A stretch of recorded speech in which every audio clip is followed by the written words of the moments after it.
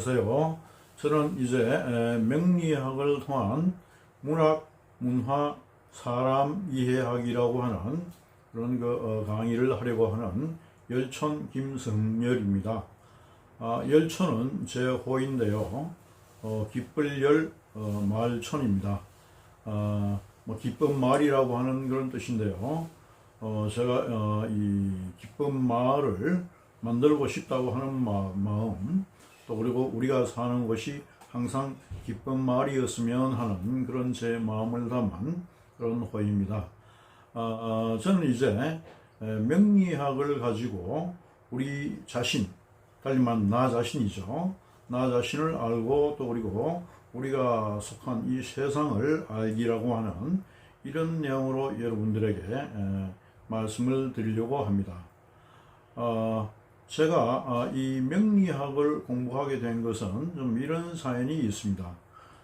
저는 사실 이 서울 근교에 있는 대진대학교에서 약 20여 년간을 학생들을 가르쳤어요. 근데 그때 이 학생들을 가르치는 학과가 문해창작학과라고 하는 곳인데 여기에서 주로 소설 창작과 소설 이론을 가르쳤거든요. 그런데 이 소설이라고 하는 것은 여러분들도 아시다시피 반드시 이 어떤 등장인물이 있는 법이죠. 이 등장인물이라고 하는 것은 또 반드시 나름의 어떠한 한 삶, 한 생을 사는 법인데, 그래서 이 소설을 공부한다고 하는 것은 달리 말하면 어떻게 이 사람의 한 운명을 또 밝히는 것이다, 이렇게 볼 수 있는 그런 측면이 있습니다. 그래서 이 소설은 인간학이라고 하는 그런 말도 있습니다만은 이 명리학이라고 하는 것도 인간을 밝히는 것이니까 역시 인간학이죠. 그래서 이 두 공부는 이렇게 통하는 측면이 있습니다. 그래서 제가 이 명리학에 이 관심을 가지고 이렇게 공부를 한 것이 50대 중반 이후부터입니다. 사실은 젊었을 때부터 이렇게 관심이 있었습니다만은 이제 어느 정도 이 전공 공부에 나름의 여유를 가지게 되면서 이 공부도 같이 했던 거죠. 그런데 이 명리학을 공부하고 보니까 이 명리학이라고 하는 것이 우리가 알고 있던 그런 운세 공부, 달리 말하면 내가 언제 취업을 할 수 있는가, 또 내가 언제 결혼할 수 있는가, 내가 언제 승진할 수 있는가, 이런 것들을 밝히는 데보다는 우리 자아의 어떤 정체성, 즉 내가 누구인가라고 하는 것을 밝히는데 굉장히 유용한 그런 어떤 공부인 것을 알게 되었어요. 우리가 나 자신이 누구인가라고 하는 것을 알기 위해서 MBTI 같은 것도 우리가 이렇게 접하게 되고, 또 애니어그램 같은 거 이런 것도 공부하는 사람도 있잖아요.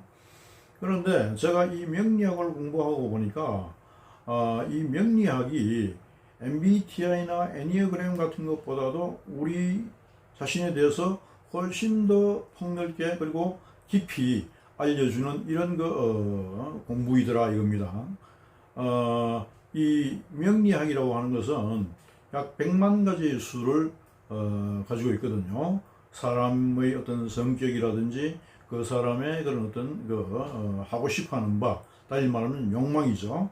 그 욕망이 어떤지를 알 수 있게끔 하는 그런 한 100만 가지 경우의 수를 가지고 있기 때문에 이 애니어그램이라든지 MBTI보다도 훨씬 더 어떤 쓸모가 많은 그런 공부라는 것을 알게 되었습니다.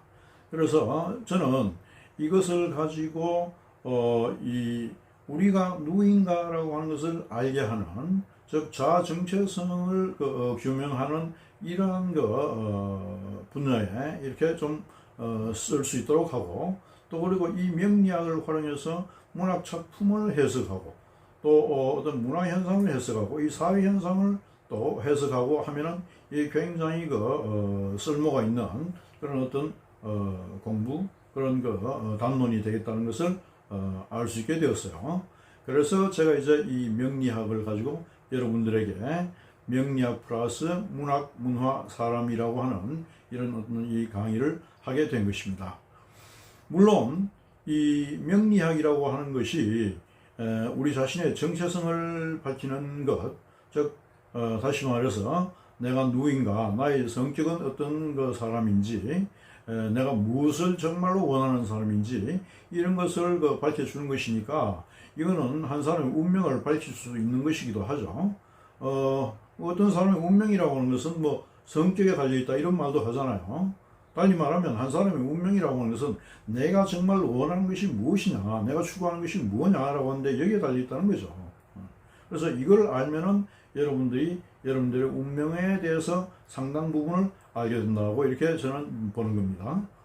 그런데 사람의 운명이라고 하는 것은 뭐 크게 이제 어떤 것인가라고 하는, 크게 나의 운명이 어떤 것인가라고 하는 이런 측면도 있지만은 내가 가령 뭐 이 사람과 결혼해도 될 것이냐, 또는 아니면 내가 이 직장에서 더 버티고 있어도 될 것이냐, 옮기는 게 낫냐, 뭐 이런 것과 또 많이 또 관련이 되어 있잖아요. 그런데 이런 것을 가지고 이제 만약에 이 명리학에 묻게 되면은 아마 거기에 대해서는 어떤 큰 대답을 할 수 있을지 모르나 그것이 정말로 아주 정확한 답을 하기는 좀 어렵다라고 저는 이렇게 보는 겁니다. 다시 말해서 이 명리학이 그렇게 어떤 사람의 운명에 대해서, 운세에 대해서 답할 수 있는 그런 어떤 그 확률이라고 하는 것은 저는 한 50-60% 정도 된다고 저는 이렇게 봅니다.